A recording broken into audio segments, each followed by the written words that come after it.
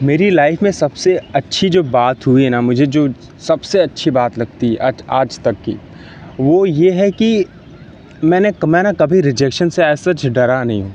मुझे पता है रिजेक्शन मतलब, मुझे पता था कि ज़्यादा से ज़्यादा क्या होगा मेरी लाइफ में। अगर लेट्स सपोज़ किसी जॉब के लिए मैंने अप्लाई किया, मुझे पता है कि ज़्यादा से ज़्यादा वो मेरे साथ क्या कर सकते हैं, मना कर देंगे, बोल देंगे कि आप सेलेक्ट नहीं हुए, दैट्स इट, रिजेक्शन ही मिलेगा ना। तो ये चीज़ पता नहीं कैसे, बट मेरे अंदर ये इसका जो रिजेक्शन का जो डर था ना, वो हमेशा से नहीं था। मुझे पता था कि चलो इस जॉब के लिए नहीं मिलेगा तो कोई और ट्राई कर लेंगे, कोई और। Same thing applicable to everything in your personal life.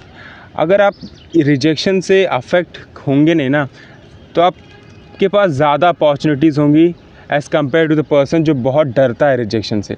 Late me tell you my first paid internship story, क्योंकि वो आसानी से मुझे मिली नहीं थी। तो मैंने ना मुंबई में बहुत सारे फर्म्स में इंटर्नशिप के लिए अप्लाई किया था, और मुझे पता था ये लोग इतने इजीली जॉब देते नहीं है, वो भी ऐसी जॉब जिसमें वो सिखाएं और उस सिखाने के चलते आपको पैसे दे, which is a paid internship. It's rare. यहाँ पे इंटर्नशिप मिलना मुश्किल होता है, पेड तो और बहुत ही अलग बात है। तो मैंने 1-2 फर्म्स में अप्लाई नहीं किया, मैंने 30-40 फर्म को ईमेल लिख दिया था, और ईमेल चैट जीपीटी की हेल्प से 30-40 मस्त ईमेल ढूंढे, और मैंने सबको सेम चिपका दिया, सबको फॉरवर्ड कर दिया। और मुझे अच्छे से याद है 4-5 फर्म्स का प्रॉपर रिप्लाई आया था कि आप इंटरव्यूज़ के लिए बुला सकते हैं।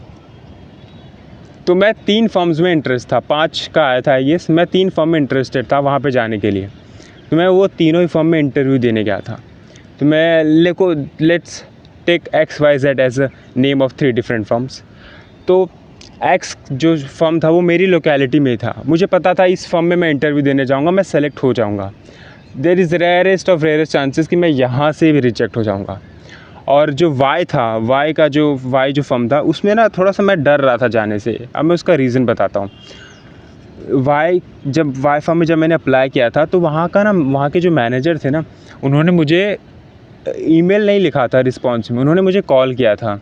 मैंने ईमेल में अपना फ़ोन नंबर अटैच करा था, उन्होंने मुझे कॉल किया था। मुझे अभी भी याद है, दोपहर को 12 बजे उनका कॉल आया था, और उन्होंने बोला कि हम आपका इंटरव्यू ले सकते हैं क्या अभी 12 बजे, फ़ोन पे इंटरव्यू।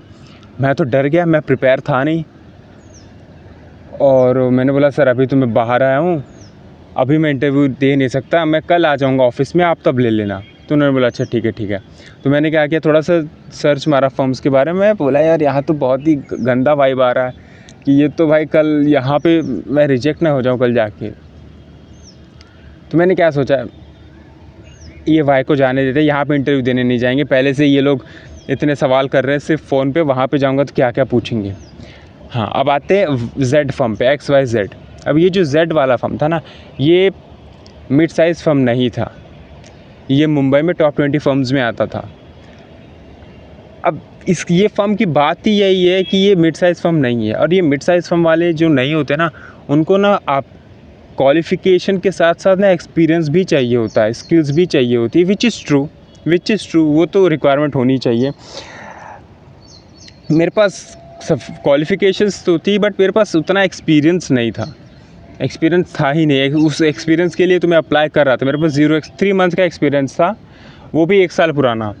मैं गया मस्त 25 मिनट इंटरव्यू चला। 25 मिनट के बाद 26 मिनट पे मुझे रियलाइज़ हो गया था कि ये मुझे नहीं लेंगे। और मैं सही बता रहा हूँ ना, वो इंटरव्यू देने के बाद मुझे इतना शेम फील हुआ ना, मैं बिल्डिंग के नीचे आया था, इतना शेम फील हो रहा था मुझे कि यार शिट, इतना गंदा इंटरव्यू किसका जा सकता है, कि मतलब वो जो इंटरव्यूअर था ना, वो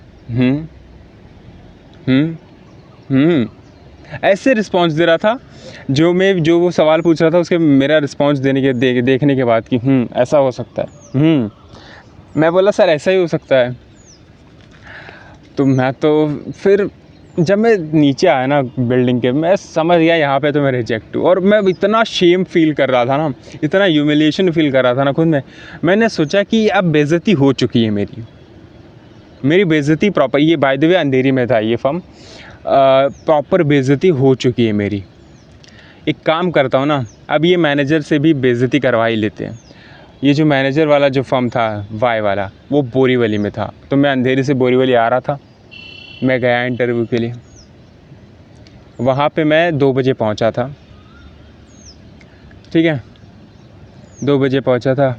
और अब मैं इसका एक्सपीरियंस ना एंटायरली डिफरेंट था। 2 बजे पहुँचा मैं, वहाँ पे ऑफिस में गया, एचआर ने मुझे बिठाया। फिर उसके बाद मैनेजर सर का कॉल आया, उन्होंने मुझे ऑफिस से बुलाया। मैं बता रहा हूँ, मुझे उससे ज़्यादा बेस्ट एक्सपीरियंस आज तक किसी इंसान ने फ़ील नहीं करवाया है।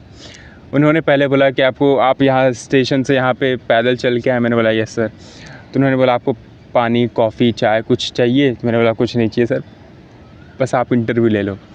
तो वो इंटरव्यू आई थिंक 20 मिनट चला था, 20 मिनट के करीब चला था। और लेट मी टेल यू उस 20 मिनट में मुझे पता है कि मैंने बहुत सारे आंसर्स गलत दिए थे, मैंने बहुत सारे आंसर सही भी दिए थे, बट इंटायर प्रोसेस में ना, कि जब भी मैं आंसर सही दे रहा था he used to appreciate me, जब भी मैं आंसर गलत दे रहा था तो he used to correct me at that point of time only कि नहीं आदर्श, इसका आंसर ये है, ऐसा दे सकते हैं, वैसा दे सकते हैं। तो मुझे ना वो इंटरव्यू देख कर मुझे ना बहुत अच्छा लगा था 20 मिनट। लाइक मुझे लगा कि यार इट्स लाइक कि इससे अच्छा मैनेजर मुझे मिल ही नहीं सकता। बट मुझे वो भी डर था कि ये सेलेक्ट करेंगे कि नहीं करेंगे। तो मैंने मस्त 20 मिनट इंटरव्यू दिया। 20 मिनट के बाद सर पूछते हैं कि आपकी एक्सपेक्टेशन क्या है हमसे। तो मैंने कुछ भी बोल दिया। मेरी एक्सपेक्टेशन बहुत ही कम थी, मेरी एक्सपेक्टेशन यही थी कि बस मुझे रख लो आप, ठीक है। तो मैंने उनको कुछ अमाउंट बोल दिया कि सर मुझे इतना तो एटलीस्ट चाहिए। तो उन्होंने बोला ये तो बहुत ही कम है, आपके स्किल्स और एक्सपीरियंस के हिसाब से ये तो बहुत ही कम है, आप कुछ अच्छा डिमांड कर सकते हैं। मैंने बोला नहीं सर, इतना मिल जाए बहुत है, ठीक है। उन्होंने जितना मैंने डिमांड किया था उससे ज़्यादा ही दिया एक्चुअली में, और उन्होंने मुझे सेलेक्ट कर लिया। मैं बहुत खुश हूँ, बहुत ज़्यादा, कि ये मैनेजर है और एक वो जो दूसरा अंधेरी का जो फर्म का मैनेजर था, वो मैनेजर, दोनों में इतना डिफरेंस था ना, मैं समझ गया। तो ये थी मेरी ये रिजेक्शन की स्टोरी। मैं इसमें बताता हूँ इससे आप सीख क्या सकते हैं। मैं सही बता रहा हूँ, अगर मैं ना वो मिड साइज़ लेवल, वो जो बिग 20 फर्म वाली जो बड़ी फर्म थी ना, वहाँ पे मैं रिजेक्ट नहीं होता ना, वहाँ पे जो ह्यूमिलिएशन सेम फील नहीं होता ना मुझे, अगर वो मुझे वो कराते नहीं ना, तो मैं शायद ये बोरीवली वाले फर्म में, विच इज़ आई थिंक अच्छा ही फर्म है वो, वहाँ पे मैं कभी जाता नहीं, कभी नहीं जाता। मैं वहाँ पे गया ही इसलिए कि मुझे समझ में आ गया, देखो यहाँ पे मैं ह्यूमिलिएट हो चुका हूँ। मुझे इतना शर्म आ रही थी ना सोसाइटी के बिल्डिंग के नीचे उतरने के बाद। मैं बोला कि ठीक है यार, अब ये भी कर ही ले, एक रिजेक्शन मिल ही चुका है, एक और ले ही लेते हैं, चुपचाप अच्छे से घर पे जाएंगे, तीनों इंटरव्यू देके। तो कभी भी आपको ना रिजेक्शन से डरना नहीं चाहिए, वो हमेशा अच्छे के लिए ही होता। अगर मैं वहाँ पे रिजेक्ट नहीं होता ना, तो मुझे वो वैसा मैनेजर मिल ही नहीं सकता। तो रिजेक्शन का मतलब है ये मत सोचिए कि वहाँ पे लाइफ एंड हो जाती है। Rejection is basically means redirection in order to have open more opportunities. आपको रीडायरेक्ट करने की कोशिश करें कि आप कहीं और जाके ट्राई करिए। इसी पे बेस्ड एक अच्छा सा कोट है जो मुझे हमेशा मतलब मैं याद रखता हूँ, which I would like to incorporate here is sometimes the door shuts not to lock you out but to lead you elsewhere। मतलब क्या, कभी कोई दरवाज़ा बंद होता है तो इसका मतलब ये मत समझिए ना कि सारे दरवाजे बंद हो जाएंगे। No, not like that. आपको कहीं और जाने की ज़रूरत है, आपके लिए कोई और दरवाज़ा खुला है, let's go somewhere else, that's it. So rejection is basically means redirection to the newer opportunities, जहाँ पे जो नई अपॉर्चुनिटी आपको वेट कर रही है।